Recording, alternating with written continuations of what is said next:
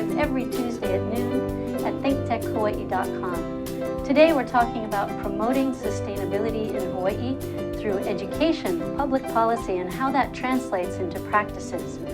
On this show, we've talked a lot about the importance of understanding and engaging Native Hawaiian wisdom practices as a practical and pono path to sustainability in Hawaii. My guest today, Dr. Manulani Aluli Meyer, is perhaps the most qualified person to help further our understanding about why and how we can do this. Dr. Aluli Meyer is a graduate of Punahou School and obtained her doctorate from Harvard University. She was Associate Professor of Education at the University of Hawaii in Hilo. She was also the International Indigenous Scholar at the Center for Maori Research Excellence at the University of Auckland in New Zealand. She's a worldwide keynote speaker and has published extensively on the topic of Native intelligence and its synergistic linkages to quantum sciences, transformational and whole thinking, and liberating pedagogy.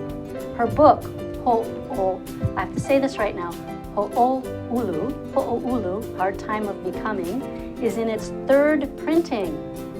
Dr. Aluli Meyer is currently the Director of Indigenous Education at University of Hawaii, West Oahu.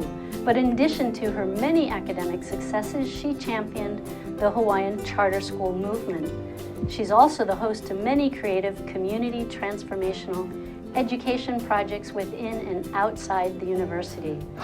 Welcome, my most illustrious guest, Dr. Meyer, an old friend of mine. Aloha Good mai. to see you Aloha mai again. kaua, Kirsten. Good to see you. I wanted to have you today to further the discussion that we've started about the importance of not only indigenous wisdom, but specifically in Hawaii, Native Hawaiian cultural wisdom, as a premise, not just a part of understanding how to get to sustainability in Hawaii.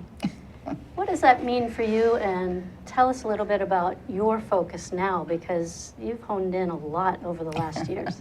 I just want to thank you, first of all, for having us. I always represent a clan and ideology of Hawaii. Mahalo nui no ko ike aloha mahalo. The UH Manoa sustainability policy, really 50% of it is about honoring indigenous wisdom and ideas. And specific to Hawaii, that's Native Hawaiian. So all indigenous means for me is that which has endured. And that which has endured basically is contextual.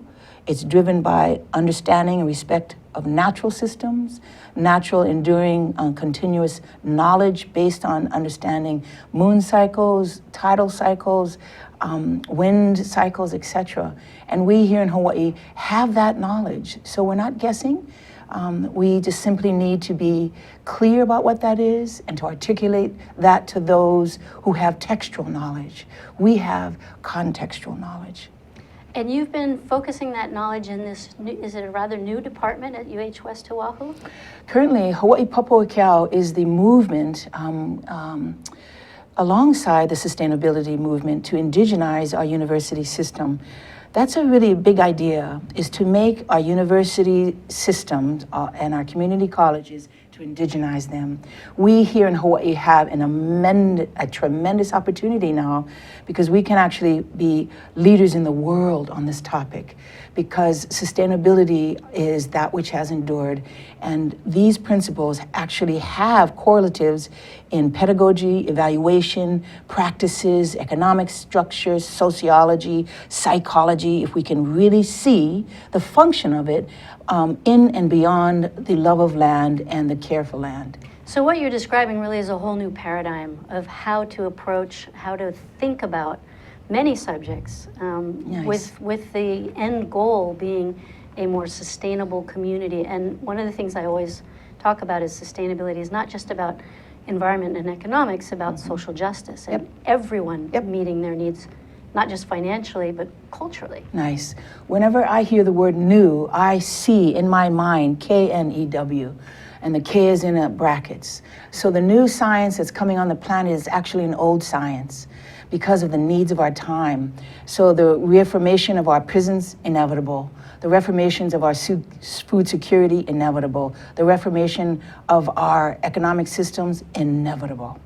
So new as in knowledge, and so that comes right back to the knowledge that you've been accumulating both in New Zealand, in your studies and in your myriad studies here. I know one of the things that you've done a lot of before you even went back to graduate school to Harvard was a lot of outdoor educational pursuits and translating that into the classroom and how you share that with kids. Right? I'm a wilderness instructor and a coach, basically. I'm a PE major. I'm basically a coach.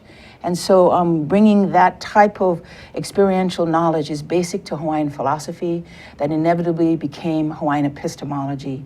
So we discovered that makahana ka'ike, we have our systems in our oratory understanding. And I'm finding it that they're very, very complex in a simplified process. So the ability to express ourselves better in humanity is always linked to care for land. And that's why the sustainability movement is so valuable in my work now at the University of Hawaii in West Oahu. And you mentioned two things that are really of interest to me. One is the oratory tradition, and the other is, of course, the experiential, which go hand in hand. And it's something that has not been the traditional paradigm of learning in K through 12, but particularly in universities. So translating that amazing wealth of Hawaiian knowledge that has come down through family genealogies, through the oral tradition, into book learning, or are we doing the other way around, trying to get people out of the books? Absolutely. The collapse of text is happening now, and that's knowledge that's basically two-dimensional. That has its way. But hoa e ka ike he nalo I ka hou kua ka ale, show your knowledge of surfing on the back of a wave. It means we now have to show our knowledge. We now have to be clear about what that looks like, what that means, and how it appears in context. So the schools are changing, and they need to have a more ho'ike, more witnessing of the knowledge base, because that's what we need today, is observable knowledge. And how are we going to be able to put that into practice? Well, I'm hoping our DOE approaches the authentic assessment movement that's happening. We could apply for one of the 7 grants. I know. What is authentic assessment? Authentic assessment is actually asking students, what did you learn, and show us. And when you can show what you've learned, usually the audience is more authentic. They're your parents, your siblings, your friends. And so the self-excellence becomes its own reward. So it's moving away from the standardized check-the-box tests. Standards was never the issue. Standardization is the issue. Standardized assessment, if you look at the origin of it, is in eugenics.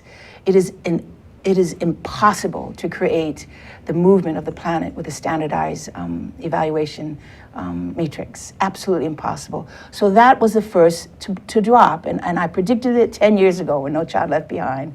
Did you know that the federal education department is actually brand new? It just began in the 80s, and standardized testing was its goal, the standardization of lessons and learning, and that collapsed our schooling structure. So are schools on the mainland as well as schools here beginning to drop those? Yes, absolutely. That's been happening for the last 5 years. There's been literally hundreds of lawsuits that have derailed the standardized testing movement. It is an inappropriate movement for the creativity needed and the thinking that is needed for these times. And so I'm an advocate for our charter schools. I'm an advocate for homeschooling, just an advocate for your child to creatively produce their kuleana. So not only are they producing their knowledge, but you're saying go beyond that and produce their income, their wherewithal. Yep. With this process. Ask any millennium what their job is, and they're going to tell you, I've got 3 jobs, I've got 4 jobs. They're not the group of people that are going to take the 9 to 5 without being critical about its function in society and its sustainability in our thinking processes. We're in an exciting time now. We're living in it right now. Yeah. The change is here. It is very exciting. One of the things that I know that you've been working on is focusing on food security systems and agriculture within this whole paradigm change. Yep. one of the bills that you actually sent me recently that was very fascinating was Suzanne Chun Oakland, I believe, authored the bill to try and coordinate all of the different efforts that are going on in food sustainability. Talk to me about that. Well, we've been trying to support the movement of getting our students back on land and awareness of better food and just kanuoka'aina, planting food that we are nourished by, that we have a relationship with. The movement's been going on ever since Ma'o Farm introduced the idea of food sovereignty. Thank you, kukui, mahalo nui. But Ma'o put this idea years ago, and we've been having events throughout all the islands, and hundreds of teenagers and young adults have jumped on board. Now we just need people to coordinate it better, but Ma'o is our mothership. And I think you sent us some slides of the work that you've been doing in agriculture with Ma'o. Is that one of the slides that you could see? The slide that you're seeing now is our PICO movement at UH West Oahu, where we have 60 pre-nursing students. Now, if you can imagine the nursing profession not knowing that fresh food actually is a concept of the healing mechanism. So this group goes out and harvests our mamaki, uhaloa, lemongrass, lemon balm, tea, and they learn how to drink it. So they're fascinated that tea is something that medicine can be a liquid form. So we have meetings thanks to our PICO project, a Title III funded project led by Dr. Melissa Saul at UH West Oahu. It's a wonderful program. It's a great example of what you're talking about, taking people out of the classroom and that paradigm shift of hands-on learning. Me too. And it's part of the overall sustainability process. Mm-hmm. What are some of the other things that you're doing? Well, roll the slides and we'll see. Okay, anybody? There we go. Awamo Kuleana. This is Solomon Enos's rendition of Awamo Kuleana. The idea is our central operating theme of our movement here at UH West Oahu. And Awamo is literally the stick. You see the stick? Yeah. And Kuleana is your responsibility. Are we carrying our responsibilities? It also means Awamo is the mystical, if you go into the kauna and the noahuna of a Hawaiian idea, it's a fabulous one. It means, it literally means, can I say it on air, but actually it's the procreative potential of humanity. So when you're doing what you're meant to do and you're doing it with each other, we touch each other like Indra's net, like the implicate order. And then the thing can be produced. That's right. It's almost like that New Age concept of the secret of attraction. It's the opposite. Instead of attracting, you're creating and pushing out. And therefore the attraction then attracts others. And that therefore attracts others in a dimensional, effulgent matrix of effectiveness. And so see the energy that's coming out from the heart of that figure? Right. Solomon Enos was our mythic artist that helped us do that at UH West Oahu. And the students, we've defined it as collective transformation through individual excellence. Do you see that? That's what Awamu Kuleana means, collective transformation through individual excellence. And the next slide? Oh, I'm sorry, we're going to take a break briefly, and we'll come back, and you'll tell us all about what's happening in this one. Nice. Looking forward to it. Okay. Aloha, my name is Justine Espiritu, and I am the co-host of Hawaii Farmers Series. This is my co-host, Matthew Johnson, and we are live with you every Thursday at 4 p.m. at thinktechhawaii.com. And our show focuses on Hawaii's local food community. We feature not only the farmers that are producing our food, but we also feature the supporters and other folks involved in the community that are trying to promote local agriculture. Hi, I'm Kili'i Akina, president of the Grassroots Institute. I'd love you to join us every week, Mondays at 2 o'clock p.m. for E Hanakako. Let's work together. We report every week on the good things going on in our state, as well as the better things that can go on in the future. We have guests covering everything from the economy, the government, and society. See you Mondays on E Hanakako at 2 o'clock p.m. Until then, I'm Kili'i Akina. Aloha.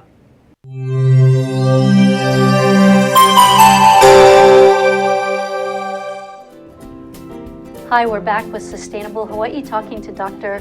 Aluli Meyer, Manu Aluli Meyer, and she's getting us very excited about all these different concepts of education that have broken out of the classroom and incorporating Native wisdom. You've worked elsewhere in New Zealand, but your home is here. Yep. So take us through your slideshow because it's really fabulous. Okay, some more slides. Here is our PICO project. And the PICO project is UH West Oahu. This is our pre-nursing major. And we're here at Ka'ala Farms helping Uncle Butch there. There's Pu'uzablan. And we need to ground our scholars and ground our people in Aloha Aina again. And you cannot do that through your brain. You have to do it in your body and through your heart. So we get our students onto land, and that's the Ka'ala Farms. Mahalo nui, Eric. There's our hale, Kuahuokala. We have a half-acre farm that Tasha is the Kia'i for, a Kahu'aina, led by Dr. Albie Miles, the Sustainable Community Food Systems professor there. And that farm, that little portion of ground does more. It's a heart of UH West Oahu, the best organic farm in all of the university systems. How large is the farm?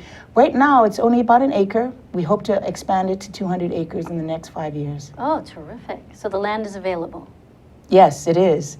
There's Auntie Ilima Ho helping us learn our La'au Lapa'au at the garden. Explain what La'au La'au is. Lapa'au is our healing methods through the care and the love of plants.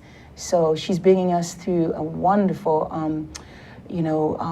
learning about how to make probiotics, and we have about 20 students in that class, and she is a wonderful teacher. Thank you, Auntie Ilima Ho. And the next slide. There is now Uncle Francis Senensi of Hana is going around with his alaka'i, his leaders, his haumana, his students, and making these hale. These hale are, what do you call it? There are Hawaiian hale. You can live in them. They're an amazing structure that's thousands of years old, and that is cool inside there. And they're very robust and built for this environment. They're so built they make for it through this hurricanes, environment. or they're very easily reproduced afterwards. we can build them. And Uncle Francis, and that one was built by the students in 3 weeks. Terrific. Yep. And I know at one time it was difficult to get permits for them because they were considered inappropriate structures for our building codes. Is that still a problem? No, the building code, Uncle Francis was helped and aided, and it is now available. You can build them, and it'll be acceptable with the building code. That last picture was Kukani Loko. The idea of sustainability for us also includes the love of our wahipana, our sacred spaces, and the care for them. And this is on Oahu, Central It Oahu. is the central, it is the piko of Oahu and of our Hawaiian people. It is the birthing stones of Wahiawa. Tamalinchenko and the Wahiawa Hawaiian Civic Club are the kahu'aina of that wahipana. And so I brought my students there, and they were blown away. You want your students to be blown away so that they can just begin to have a relationship again with our land. With our land and our culture. Yep. And so that's key. You really can't have one without the other. You know, land and culture are synonyms for me, but yeah, good way to tease it out. And also understanding the way the land was at one time. Yep, and the way it can be again in a different time. Here's Tom Penna with his map on the wall of Namea Hawaii Native Books, my sister's shop at Ward Warehouse. Tom is dedicated to this type of knowledge base, and so you can go to Native Books, Namea Hawaii, and get a map. And we hope to have this map in every Oahu classroom in the next 2 years. And Tom Penna has done an extraordinary job with this map in basically retracing through early 1800s, I believe, through now resources that he's pulled together that have never been pulled together before to do a very honest and true map of what Hawaii looked like before encroachment, before colonization, before modern development. Tom is onto something very special. Homai Kapono is his website, and he's doing a film, and he's brought forth some of the older names of the Ahupua'a, and we please support Homai Kapono. One of the exciting things about marrying the new educational paradigm with land and with, you mentioned water and wind and understanding of resources, is to see how that's going to translate into our public policy practices. Yep. And I know you mentioned the bill to requiring pulling together all the ag educational resources. You've also mentioned the UH Hawaii's focus on its sustainability policy as being grounded in Native Hawaiian practices. How are we going to bridge that gap now to take that out into beyond the agricultural education to infusing it in our institutional practices? I think by emulating them ourselves and giving credence to them in every single way that we express an idea, through media, through literature, through conversation, through speeches. I believe that our social systems, our prisons, our education systems can align more universally. And universality is found in the specifics in holistic philosophies. And what that means is the specificity of Hawaii is found in contextual knowledge, and contextual knowledge is about Hawaiian knowledge. And so without sounding like I'm separating from people, I want us to all combine on this idea, because Hawaiian philosophy goes to indigenous philosophy, ultimately goes to holographic philosophy, and that means everyone's included. Holographic philosophy, that's a new concept for me. Look it up. We don't have any time to talk about it right now. Okay. Look it up, holographic epistemology. I think there's a couple of papers that I've done that you can find online. Okay, terrific. And I want to make sure that I plug this, although we're not at the end. I want people to understand Ho'oulu. It's becoming. It is our time of becoming. And I'm going to read this book. I haven't read it yet. But we have a couple more slides for you to walk us through and tell us what's the meaning behind these. Blue is the color of love. That is an old idea that I would like to kind of start to close on, because everyone thinks it's red. That's why so my job is to deconstruct and reconstruct the idea of intelligence. And aloha is our true intelligence, and that is the color of Hawaii. I've been taught and told that Hawaii will be pivotal in saving the planet because of our dedication to the concept of aloha. Aloha is not a philosophy, aloha is not a religion, it is our culture, and it is the culture of Hawaii. You know mo aloha, you put in you. So that's what we look at every single day.